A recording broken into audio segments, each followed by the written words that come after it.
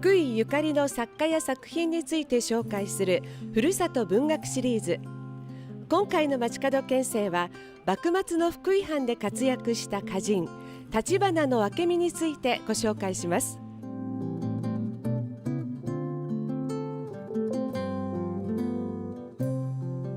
橘明美は1812年現在の福井市に生まれました。幼くして母を亡くしたため幼少期を越前市で過ごしました。岐阜県の国学者田中大秀に入門しましたが、福井市に戻り地方歌人として生涯を送りました。質素ながらも心豊かに暮らす明美の生き方に共感した福井藩主松平春嶽から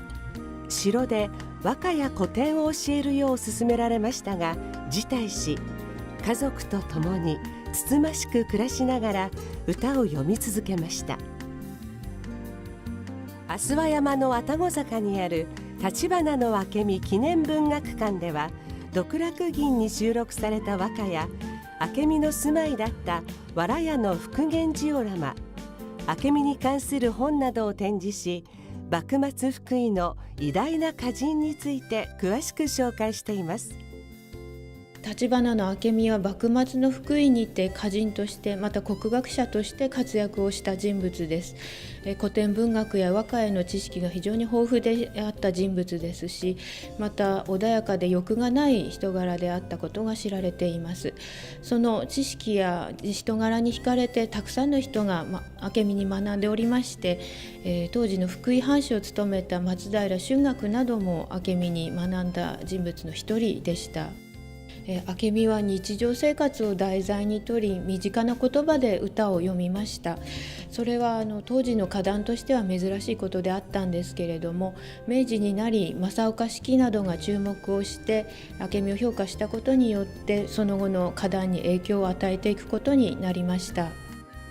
近年では天皇皇后両陛下がアメリカにご訪米された際に、当時のクリントン大統領が歓迎スピーチの中で歌を引用して、それがきっかけとなり非常に関心が高まっております。現在では独楽吟という楽しみはで始まり時で終わる歌が特に親しまれております。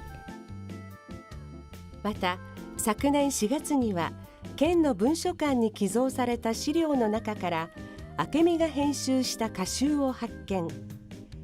明美が生きている間に歌集が編まれ出版されていたことなどが新たに分かりました。この歌集は来月1日県立図書館の中に開館する福井県ふるさと文学館で見ることができます。ふるさと文学館については来月8日日曜日の街角県政で紹介します。展示の内容や大物作家のトークショーなど見どころ盛りだくさんですよ。さて今回はふるさと文学館オープンを記念して文学館オリジナルファイルを5名様にプレゼント。住所、氏名、番組の感想などを書いてはがきまたはホームページからご応募ください。